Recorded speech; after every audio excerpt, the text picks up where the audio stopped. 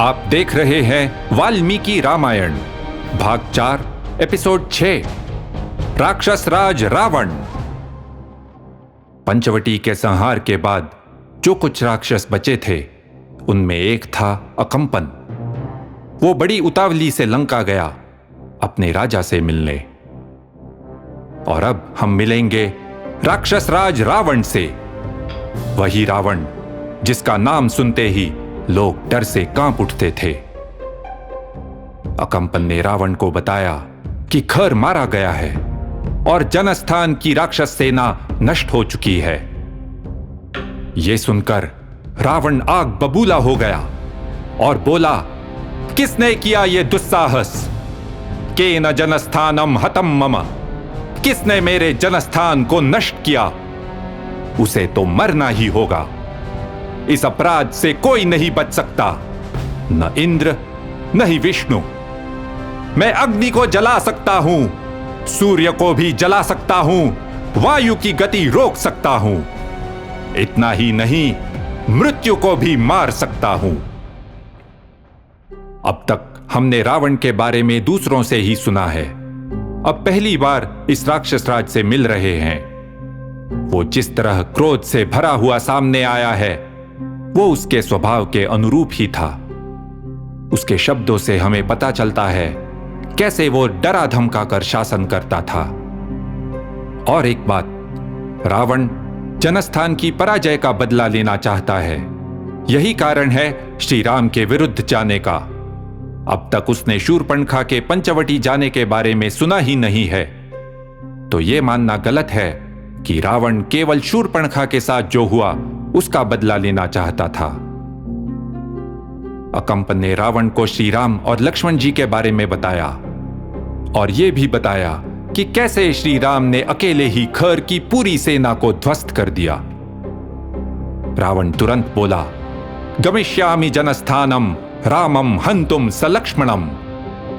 मैं अभी जनस्थान जाता हूं, राम और लक्ष्मण को मार देता हूं।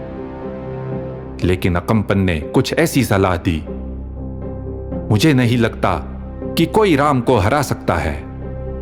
दुनिया की सारी शक्ति एक हो जाए तब भी नहीं। वो बहुत बलशाली है, उसके पास महान अस्त्र शस्त्र हैं और धनुर्विद्या में तो वो सर्वश्रेष्ठ है। आप उसका आमने सामने मुकाबला नहीं कर सकते। किंतु एक उपाय है, उसकी पत्नी है सीता, अति सुंदर, विश्व में सबसे सुंदर। यहां तक कि देव कन्याएं अप्सराएं भी उसकी तुलना में कुछ नहीं।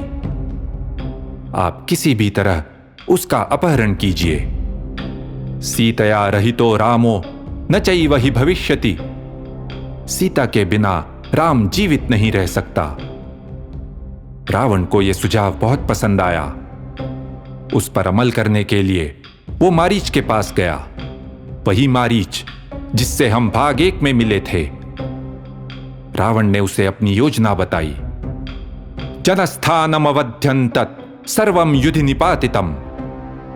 राम ने युद्ध में जनस्थान की मेरी अजेय सेना को नष्ट किया है। क्या तुम अब उसकी पत्नी का अपहरण करने में मेरी सहायता करोगे? यही एक उपाय है जिससे वो घुटने टेकेगा। तब मारीच ने रावण को स्पष्ट बताया कि यह विचार मूर्खता ही है। राम से युद्ध मत ठानो। वो बलशाली गजराज है, सिंह है, उसे मत जगाओ। किसने आपको यह सलाह दी है? निश्चित रूप से वो आपका शत्रु है। विषैले सांप के जहरीले दांत उखाड़ने के लिए वो आपसे कह रहा है। हे लंकापति, कृपया लंका लौट जाएं, अपनी पत्नियों के संग आनंद में रहें, सीता और राम का विचार छोड़ दें। मारीच की सलाह मानकर रावण लंका लौट गया। देखो, रावण को अपने बल पर इतना घमंड था, फिर भी वो श्री राम का सीधा सामना करने से डरता था। इसलिए उसने छुपकर आक्रमण करने का निर्णय लिया। और अब मारीच से श्री राम की क्षमता जानकर वो विचार भी छोड़ दिया। और ये भी देखिए, रावण ने सीता जी को शत्रु को पराजित करने का एक साधन समझा। बदला लेने के लिए शत्रु की पत्नी का अपहरण करने में उसे कोई हिचकिचाहट नहीं हुई। कुछ ही समय बाद शूर्पणखा रावण से मिलने आ पहुंची। तब रावण अपनी राजसभा में दिव्य सिंहासन पर विराजमान था। सामने मंत्री और सचिव बैठे थे। विंशद्भुजम दशग्रीवम दर्शनीय परिच्छदम विशाल वक्षसम वीरम राजलक्षण लक्षितम। वो सचमुच देखने लायक था। 10 सिर, 20 भुजाएं, चौड़ी छाती और राजसी गौरव के चिन्ह। 10 सिर और 20 भुजाएं। रावण बलशाली था। वो चाहता था कि लोग उसके शक्तिशाली रूप को याद रखें और उससे डरें। संभवतः उसका मुकुट और सिंहासन 10 सिर और 20 भुजाओं का आभास देता था। अगर तुम प्राचीन शिल्पों में देखो तो रावण के 10 सिर 2 प्रकार के मुकुटों में दिखाए गए हैं, गोलाकार में एक स्तर पर या 3 स्तरों पर। रावण ने दिव्य वस्त्र और स्वर्ण तथा रत्न जड़ित आभूषण पहने थे। उसका आकार पर्वत के समान था और उसके शरीर पर युद्ध में हुए आघात के चिन्ह थे। अत्यंत तेजस्वी रूप था उसका। देखिए, वाल्मीकि जी ने रावण के गुणों की योग्य प्रशंसा भी की है, लेकिन वे उसके चरित्र के बारे में यह भी बताते हैं। रावण धर्म या नीति नियम को तुच्छ समझता था। वो निर्दयी था, यज्ञों में बाधा डालकर ऋषि मुनियों की हत्या करता था। कोई भी नारी उसकी बुरी नजर से बच नहीं पाती थी। जिस पर भी आकर्षित हुआ उसे उठा लिया। ऐसा था रावण।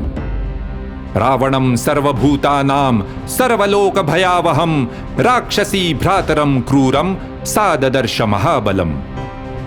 इस प्रकार राक्षसी शूर्पणखा ने अपने महाबली और क्रूर भाई रावण को देखा। रावण जो सबको भयभीत करता था, रुलाता था। वैसे रावण नाम का अर्थ भी यही है, लोगों को रुलाने वाला।